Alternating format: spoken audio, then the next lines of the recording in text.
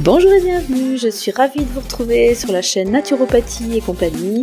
Je suis Pascale Ferriz, conseillère en santé naturelle, formée à la naturopathie depuis 2018 et surtout passionnée d'alimentation physiologique. Au quotidien, j'accompagne avec joie et de manière holistique des personnes qui choisissent de reprendre leur vitalité et leur bien-être en main en optimisant leur hygiène de vie. Alors si vous avez envie de réviser un peu la vôtre, n'hésitez pas à me contacter, vous avez toutes mes infos en description. Aujourd'hui, je vous propose une vidéo sous forme de podcast, comme ça vous pouvez l'écouter tout en faisant autre chose, dans la voiture en allant au travail, en préparant votre repas, que sais-je. J'ai choisi de vous parler aujourd'hui d'un outil de naturopathie. Cet outil appartient à la branche, alors j'ai pas fait exprès, c'est pas un jeu de mots, à la branche de la phytothérapie. Donc il est relativement récent cet outil dans l'histoire de la santé naturelle, même si des études archéologiques montrent que les hommes l'ont utilisé depuis toujours. Alors cet outil, il s'agit de la gémothérapie. Vous connaissez ? Peut-être. Vous en avez déjà pris ? C'est possible. Mais savez-vous comment précisément ces macérats agissent ? Comment ils sont produits ? Pourquoi on les prend ? Voilà, avant de commencer, je rappelle que la naturopathie n'est pas une discipline médicale, qu'un conseiller en santé naturelle ou naturopathe n'est donc pas un médecin, et que même si je parle de santé ici, je parle toujours avant tout de vitalité et de bien-être, car ce sont, selon moi, deux piliers sine qua non de la santé. Donc je profite de ce petit aparté pour préciser que ce qui sera dit au cours de cet épisode ne vous dispense pas de consulter votre médecin si vous avez des troubles ou des symptômes particuliers. Et ceci étant dit, eh bien commençons.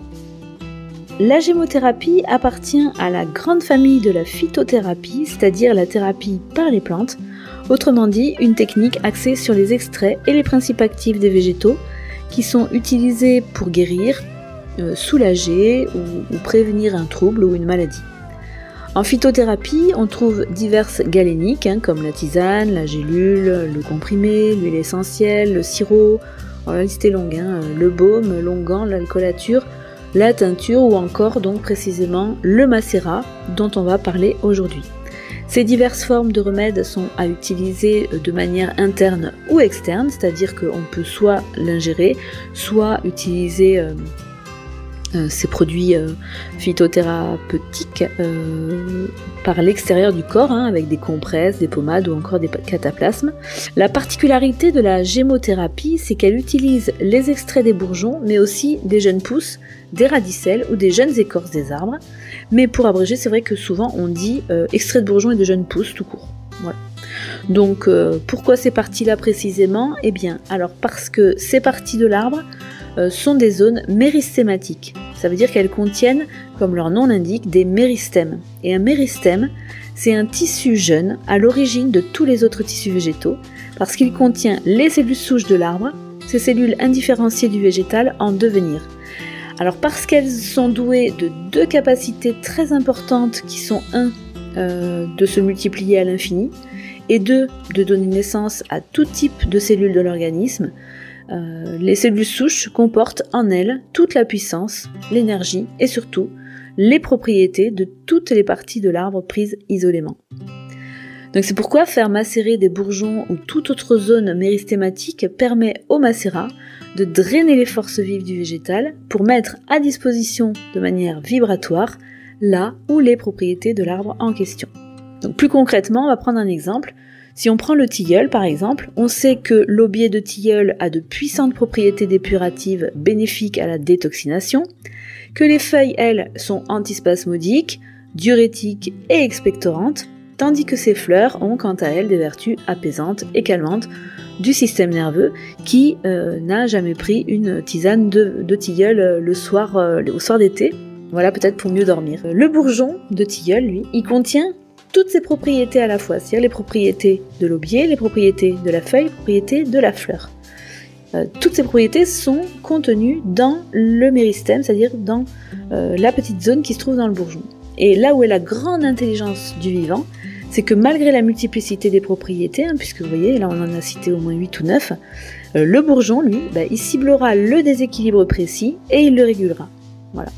C'est-à-dire que c'est un peu comme si la propriété recherchée était sélectionnée parmi toutes celles qui étaient disponibles à l'intérieur du bourgeon.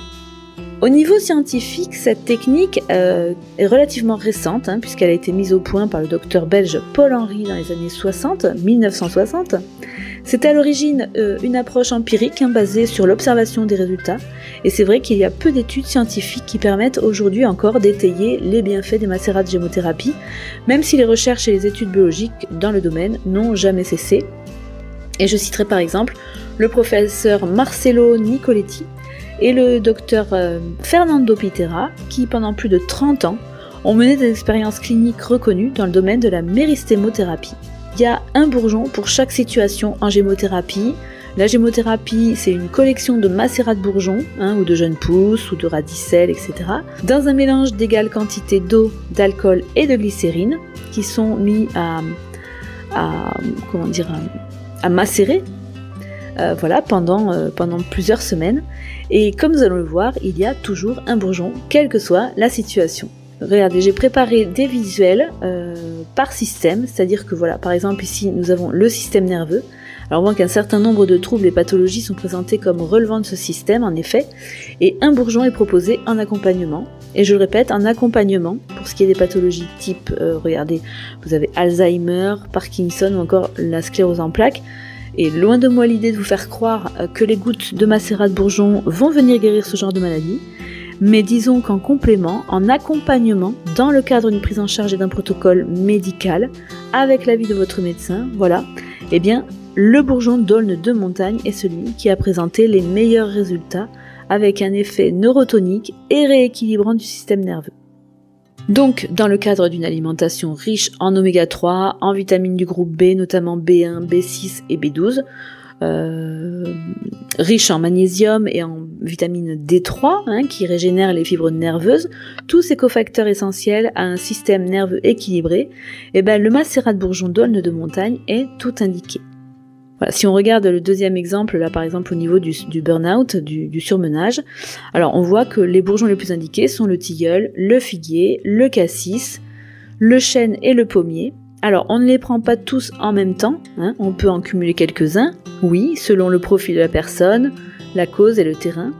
Et ça, c'est abordé au cours d'une consultation en naturopathie. Voilà, pour chaque sphère, vous avez un certain nombre de pathologies, troubles et ou problématiques et les bourgeons qui y sont associés. Donc je vous laisse chaque fiche quelques instants à l'écran. Je vous invite à faire pause pour consulter le détail ou même faire des captures d'écran, pourquoi pas, comme ça vous pourrez les avoir sous la main. Alors sachant que je n'ai rien inventé, toutes ces informations proviennent du livre La gémothérapie, les bourgeons au service de la santé, un guide pratique et familial dont l'auteur est Stéphane Boitard aux éditions Terran. Voilà, donc c'est un livre passionnant et très complet que je vous recommande à 100%. Et je me suis également inspirée d'un autre livre, celui de Laurine Pinault, Je m'initie à la gémothérapie, un guide visuel avec des fiches super complètes pour chaque bourgeon, voilà. Donc 2 livres de pépites écrits en plus par des passionnés, donc voilà, que demander de plus quoi. Alors quand et pourquoi on prend ces bourgeons? Alors on fera appel à ces macérats précisément selon les problématiques que l'on cherche à résoudre, donc pour drainer, pour régénérer ou encore revitaliser un organe, une fonction ou carrément un système physiologique pour toute problématique plutôt chronique mais dans certains cas en phase aiguë aussi. Et ce qu'on dit moins, c'est que la gémothérapie a toute sa place en matière de prévention, d'amélioration, voire d'optimisation de terrain, mais aussi en cure de jouvence, en dehors de toute pathologie, avec les bourgeons de pommier, d'olivier, de chêne ou de vigne par exemple. Les macérats se présentent dans un flacon à compte-gouttes et on en prend selon la concentration. Là, je vous mets une petite fiche avec la posologie. Donc 5 à 15 gouttes par jour selon les laboratoires, selon la dilution du macérat.